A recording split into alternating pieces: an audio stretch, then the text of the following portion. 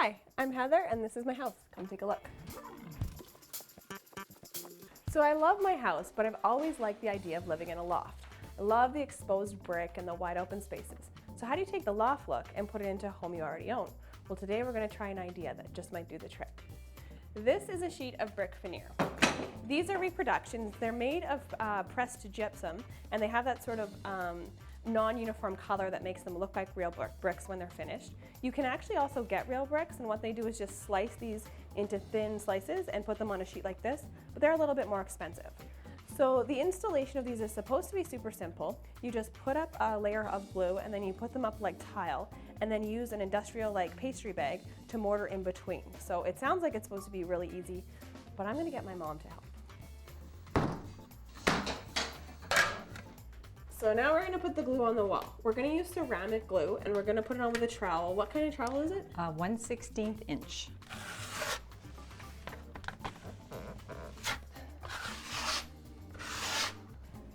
So remember to leave your room for your grout at that end, Heather?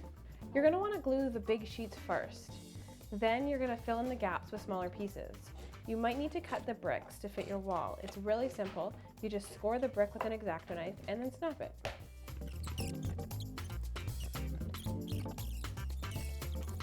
So now we're gonna mix the mortar. This is the stuff that goes in between the bricks and really makes it look like an actual mason brick wall. So the mortar mixture is 2 parts of mortar and then 1 part of Portland cement. And the cement just helps the mortar stick to the wall better. Just gonna add the last portion of mortar and then we'll add some water. So now the fun part, power tools. All you need is a drill and a mix attachment that you can just get from a hardware store, and it's gonna mix the mortar up for us.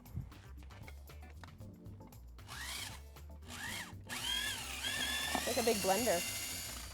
This might look like something you use for baking, but actually it's a mortar bag, and what we're going to use is this to fill in the cracks between the bricks. So now that the mortar is a consistency that's sort of like really thick pudding, we can fill up the mortar bag, and you want to put it in something so that it doesn't leak through the bottom, just like you would with icing, and just fill it up. Not really that pretty, hey?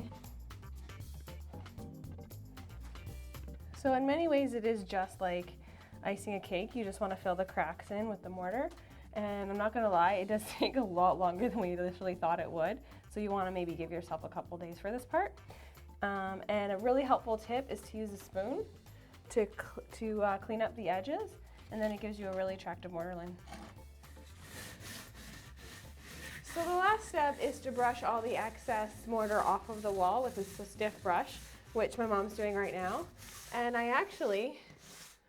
I think we're done. Before the wall was good, but now with the brick, it's really, really great. There's something about adding an entirely different material to the wall, especially with bricks. They make the room feel really warm, but yet industrial in a way. So what do you think? I love it.